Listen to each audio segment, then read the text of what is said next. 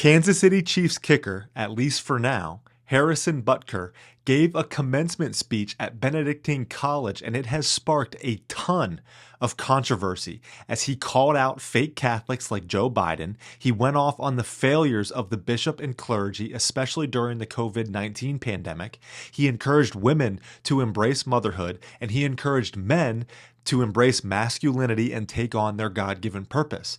However, the clip that I'm about to show you here is what I believe is the most important highlight of the speech, and one I believe every Catholic, every person for that matter, should be aware of. What I'm about to show you is precisely why the Catholic Church is going to see a revival. Here's the clip, and then I'll finish by telling you why. Because there seems to be so much confusion coming from our leaders, there needs to be concrete examples for people to look to in places like Benedictine, a little Kansas college built high on a bluff above the Missouri River, are showing the world how an ordered, Christ-centered existence is the recipe for success.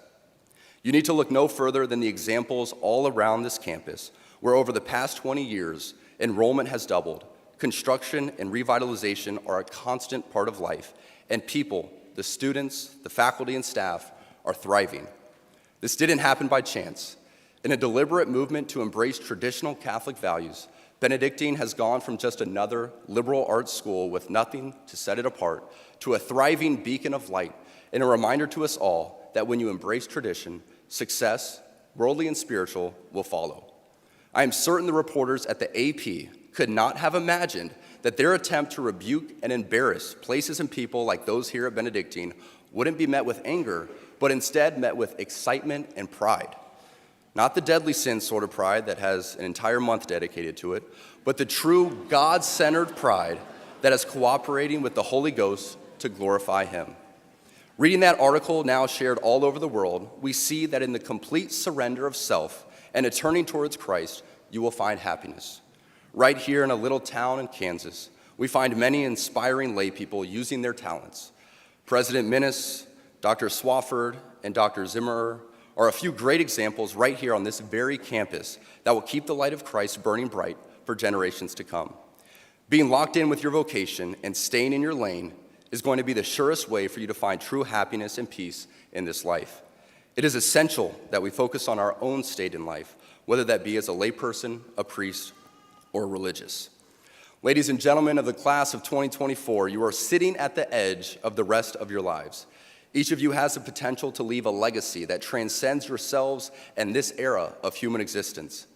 In the small ways, by living out your vocation, you will ensure that God's church continues and the world is enlightened by your example. First of all, if you're not aware of the AP article that Butker talks about here, after this video, go and check out the video that I did of Michael Knowles breaking down that AP article, talking about the dangerous things that all of us conservative Catholics believe in. I'll put a link down in the description to that video. But here's what it comes down to. Butker uses Benedictine College as an example of a thriving community because of its embrace of traditional Catholic values. What you need to know is that this is one of the most thriving segments of the population on planet Earth.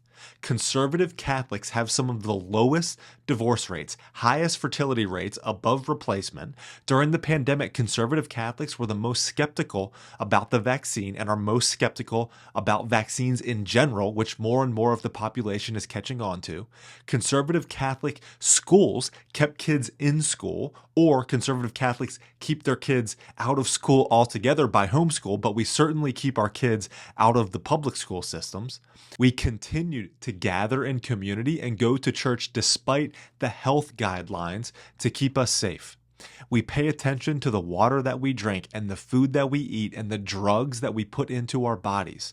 What so many people don't understand is that a conservative Catholic life is not just about how we worship God and celebrate the Mass. This is a way of life, and it works, and it's proven to bring us stability, peace, joy, and fulfillment.